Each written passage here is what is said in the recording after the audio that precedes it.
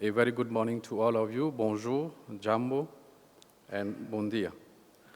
My name is Kasi Dunraj, as mentioned by the Director of Ceremony. I'm the Director of Industrial Development and Trade at the SADC Secretariat based in Gaborone, Botswana.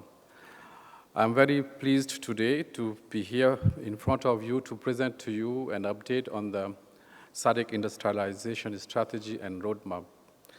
The objective of this session will be to set the scene of the day, where you will be having a number of parallel sessions on related topics on industrialization in this room or as advised.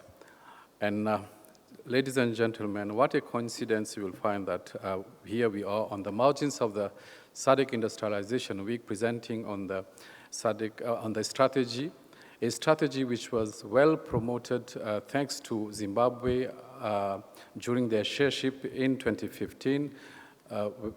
They were behind the very development of that strategy, and the SADC Industrialization Week is actually one of the products of the strategy.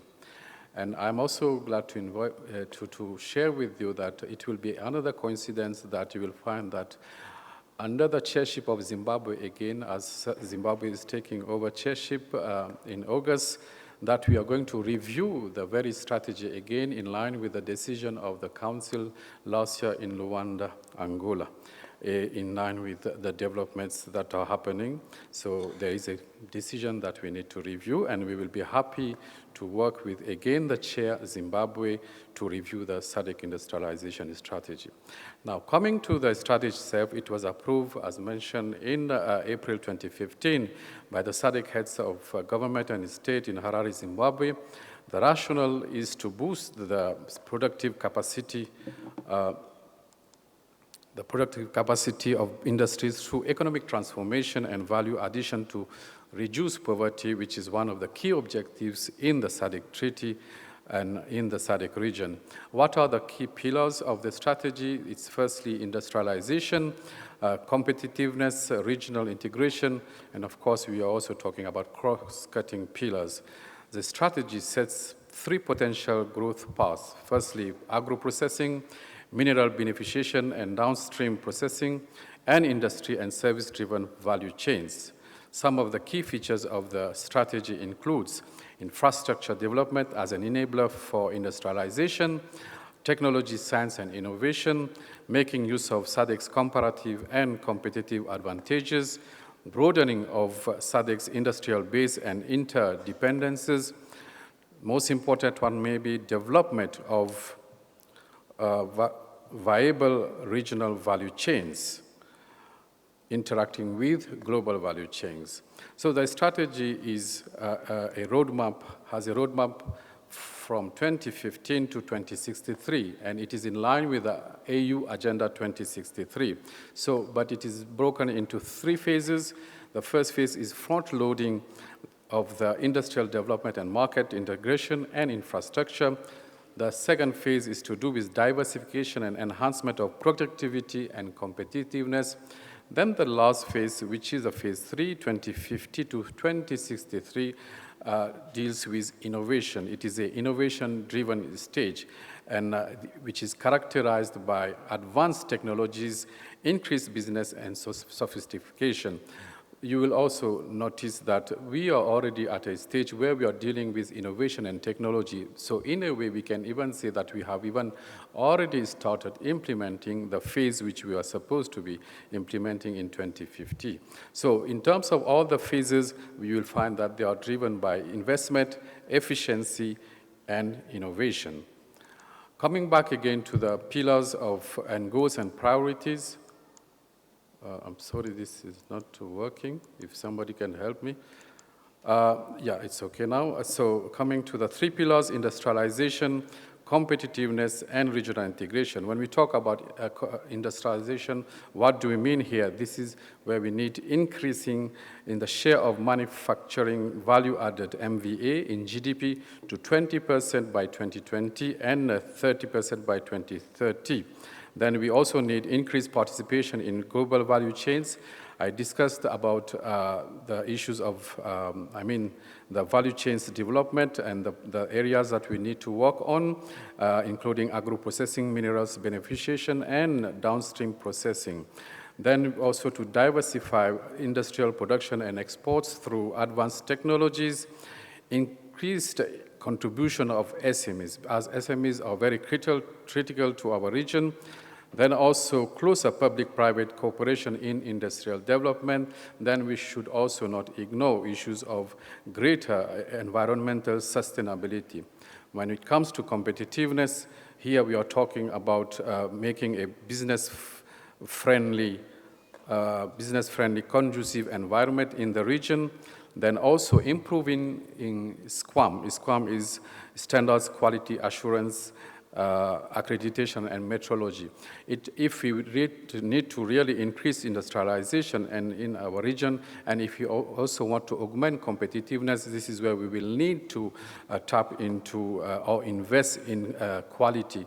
Yesterday, I was visiting one of the stands for one of our beneficiaries under the SIPS project in SADC, where we have a company dealing with leather projects, and we were just discussing what we can do to really enhance the quality of leather production in the region so that we can find a market. Otherwise, we are going to compete with other manufacturers or exporters such as India, etc.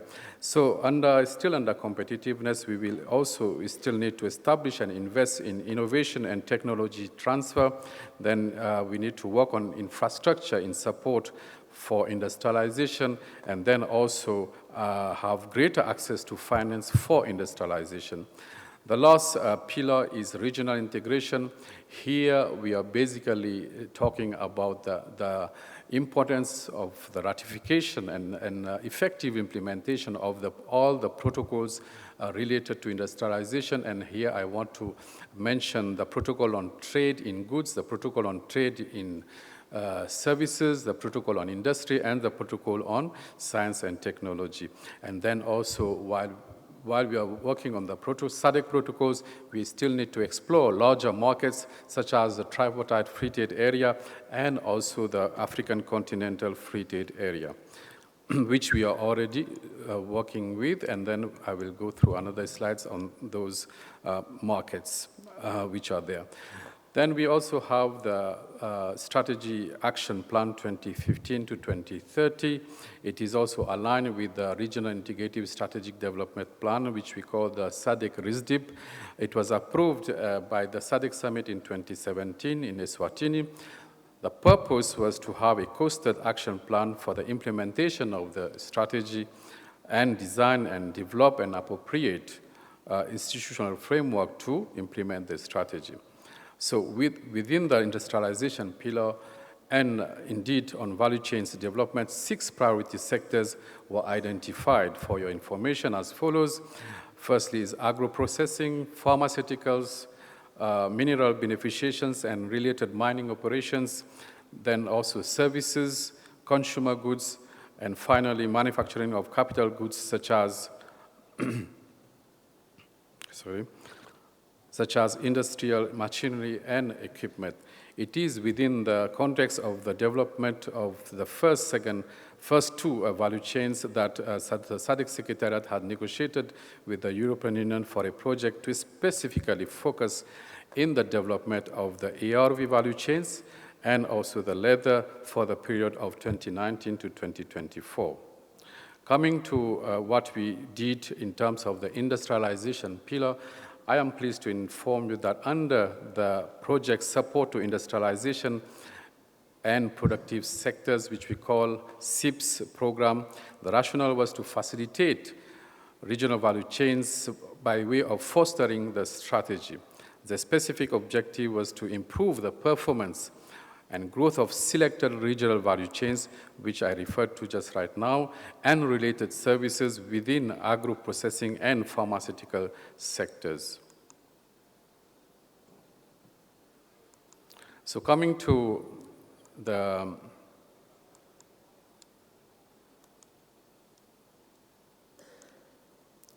Sorry, this is not working properly. Yeah, coming to the ARV pharmaceutical regional value chain, the program developed an ARV value chain model policy. We also developed a 5-year strategic plan for the SADC Medicines Regulatory Harmonization Initiative. We developed the SADC Medicines database to support information sharing and informed buying of medicines and medical services. We also provided a grant to support the application of indigenous knowledge for the development and production of remedies to manage HIV/AIDS in Zimbabwe and Eswatini. Then on the leather value chain, the program developed a regional leather value chain model policy domesticated by 4 member states actually, which is Malawi, Namibia, and Zimbabwe. We provided training on the identification of opportunities for regional value chain entry points, as well as the enhancement of regional collaboration in value chain development through cross-border cluster development. We also promoted a centralized collection of raw hides and skins and the preparation for export to other SADC member states with processing capacities, example, in Namibia, in Tanzania, and Zimbabwe. Then we also did capacity building in Tanzania, where the technical and business capacities of more than 120 employees of tanneries were expanded to improve industrial development in the region. So these are the things that we did regarding leather value chains. Coming to the mineral beneficiations, I wanted to touch also on this one. Here we are talking about the review of the protocol on mining. The review will be undertaken as part of the implementation of the regional mining visions and action plan, specifically to align the mining protocol with the SADC Treaty, the SADC Industrialization Strategy and Roadmap, the RSDP 2020-2030, and other existing SADC protocols, regional and continental policies, and strategies on minerals development. And also to finally cover the rapidly unfolding global shift from fossil fuels to renewable energy sources. On this one, I would be also likely to share with you that as long as it remains, mining remains a very critical area that we need to work on, but I need to admit that we are having some challenges in terms of the SADC Secretariat to really deal with mining in terms of human resources at the Secretariat, but definitely we will address that and we will try to look for solutions to really work on the issues of mining. Coming to competitiveness, the SIPS program provided a grant to improve the competitiveness of small leather companies through innovative solutions, adoption of green solutions to reduce environmental impact of leather processing in the leather sector. Then a key outcome of the intervention has been the development of a virtual design studio that increased the production efficiency and increased the participation of youth in the leather value chain. The SIPS project also supported the National Drug Service Organization in Lesotho with the development of an electronic procurement platform to enhance the private sector's access to information. That was done in Lesotho. Then we also provided a grant to develop an integrated, what we call an integrated electronic mobile application for HIV/AIDS treatment guidelines to optimize. Still under competitiveness, you'll find here are the drivers of competitiveness per country. You'll find that Mauritius is well ahead as number 1 in terms of drivers of competitiveness in the area of ICT, stability, health, skills, product market, labor market, financial systems, market side. This data is from the World Economic Forum as to how we are doing in terms of competitiveness. You'll find that the red areas are those who are at the lowest level, and then the blue and the green are at the higher level.